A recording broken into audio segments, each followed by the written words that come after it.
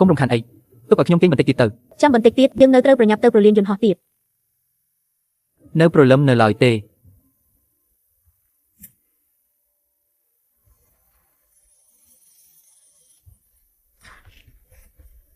ចាំអីទៀតមិនមិនទៅលាងមុខដុសធ្មេញទៅ មិនមែនអញថានៅប្រលឹមនៅឡើយទេហីជិតម៉ោង12ហើយខ្ញុំត្រូវប្រញាប់ហើយ តោះ បើទៅយន្តហោះមិនទាន់គឺឯងខុសទាំងអស់ កុំបារម្ភអីតាមខ្ញុំឲ្យចប់ទៅ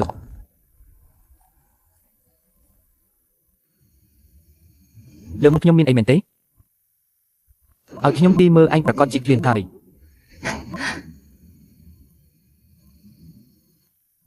ឯងមិនញ៉ាំទេអី ឯងញ៉ាំយូរទៅខ្ញុំអត់ឃ្លានទេ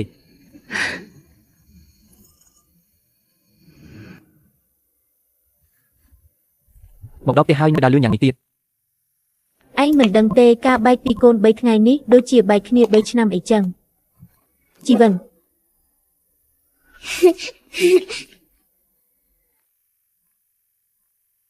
ចេះតែប៉ាចុះម៉ាក់វិញអីចឹងថប់ម៉ាក់មួយទៅ ប៉ាម៉ាក់យកប្រដាប់ក្មេងលេងដែលកូនចូលចិត្តបំផុតមកកូនទៅអង្គុយលើសាឡុងចាំប៉ាជាមួយម៉ាក់បានទេ តោះទៅ ត្រៀមខ្លួនរួចរាល់ហើយឬនៅ ឈប់លេងសើចជាមួយគាត់ទៅជាទន្សាយតូចពណ៌ស្ដែលខ្ញុំចូលចិត្តអរគុណប៉ាម៉ាក់ យើងទៅញ៉ាំបាយសិនញ៉ាំបាយហើយប៉ាម៉ាក់នឹងស្ដាប់មើលថាកូនរៀនព្យាណូបានយ៉ាងម៉េចហើយ